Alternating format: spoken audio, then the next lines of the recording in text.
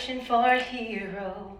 People need someone to look up to. I never found anyone who fulfilled my needs.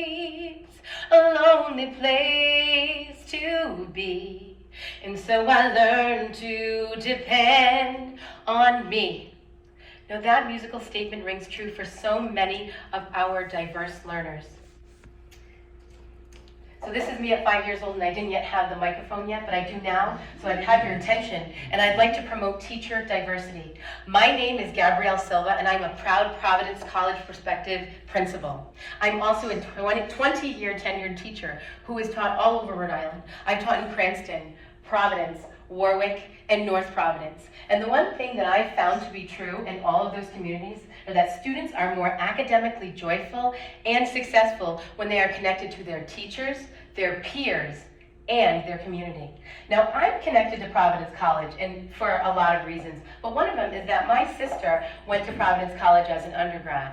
She also went on to get her 2 master's degrees, and she got a doctorate at the University of Arizona. But back in the day, she was at PC, and I went down the road to Rick, and I always thought, man, she got the better education. I mean, she got the sports program and all that, the fancy academics, and she just had it all. But when we had those conversations about what was going on in our schools, we found the same thing that was happening in our elementary school, middle school, and high school. There was no representation. Diversity matters. Diversity enriches the educational experience. And we didn't find that I didn't find that here until I got into Professor Zia's class. So in front of all of you. But so we're doing pretty well right now in this class, and I'm looking at everybody's faces, and that's wonderful. So I figured, let me go and research and see what's going on in Providence College undergrad. What kind of teachers are we rolling out here, right? So I went to try to figure that out, to see how many teachers of color will be rolled out this year, graduating from Providence College, and I found this. There's one teacher of color. There's one. We're off balance. Providence College, do better. We have to figure this out, right? I mean, we can figure it out together, because we all know that the demographics in Rhode Island, just in Rhode Island, are changing, not in Rhode Island, but all over America are changing, and they look more like this.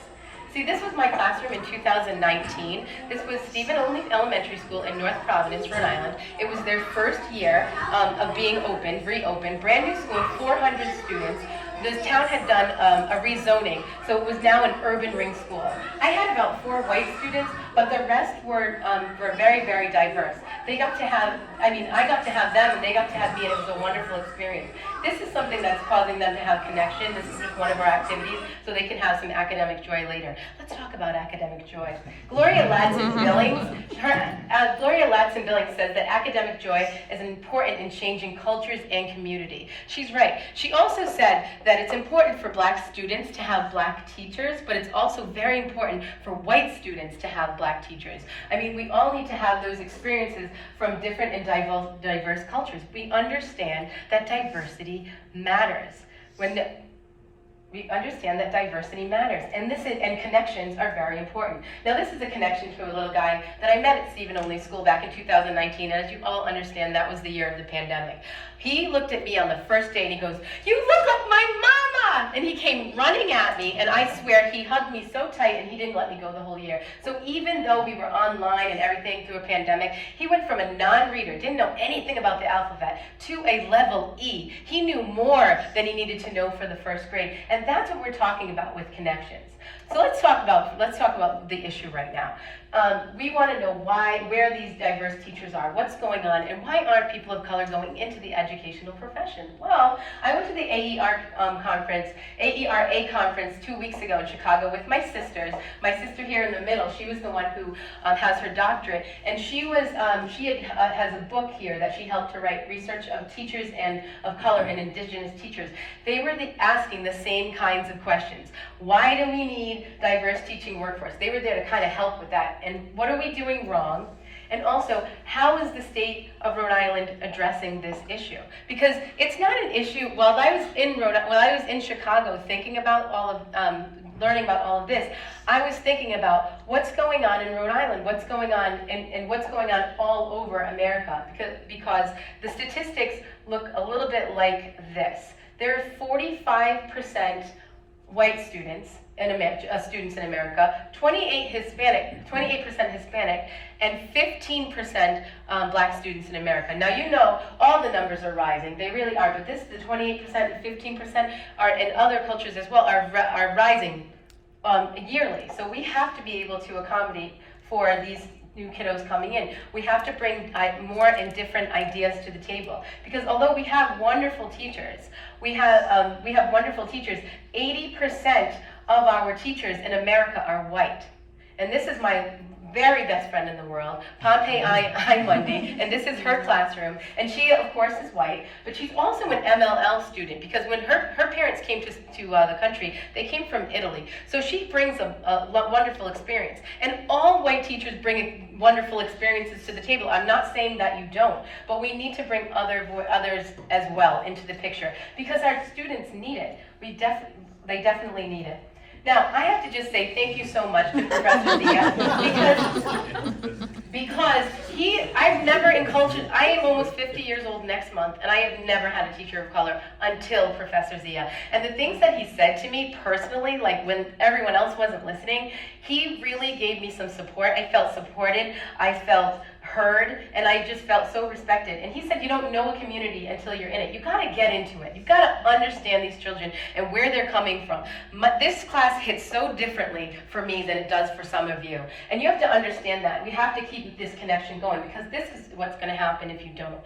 Right now, we know that our black boys are being sent to the principal's office more often than any other race of children. They're also being suspended at an alarming rate. And when that happens, when those feelings happen, they end up not liking school, not liking themselves. How are they going to find academic joy when they're not joyful in themselves? They don't have love for themselves. This brings us back to the 1940s Clark study, where there were two baby dolls, right? They were put in front of a black child, and they asked that child, which baby is more beautiful? Which baby is more popular? Which baby is cleaner? Which baby would you like to have? And 9 times out of 10, the black child chose the white baby. And that's just unacceptable. We have to do better. We must do better.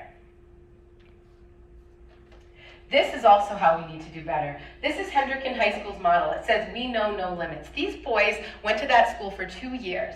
They went to the French American school before that. They speak 3 languages. Their parents intentionally sent them to summer school to learn European math, so they knew it better. They could teach it better than the Hendricken High School teachers. But for 2 years, they were denied getting into AP classes, saying that there was just something wrong with the schedule. They couldn't be fit. They couldn't be let in. And this is why black students, black people get frustrated, and we walk away and go to do something else. Also, this is another reason. What are we doing wrong?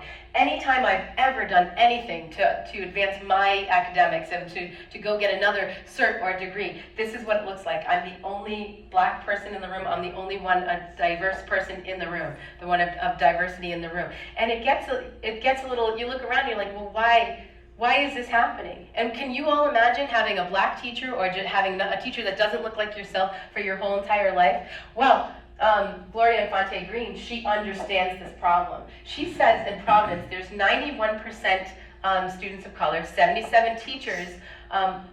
There are 77% of teachers are white. But she knows right now, today, there is a $3.1 million grant that us, as principals, when we become principals, we can tap into those resources. We can use our microphones, we can use our voices, and we can bring more people to the table. Because we do know how to fix this mess. We know that good leaders rely on influence more than authority. That means that you have to bring other voices to the table. People that don't look like yourself, people that don't think like yourself. And that's how beautiful things are made. That's how, when everybody sings into their microphone nice and clearly, that is how beautiful music is made. So we have to just keep trying, do better, think more, and there's a beautiful music. Thank you. This is me at PC singing, obviously, the Star Spangled Banner.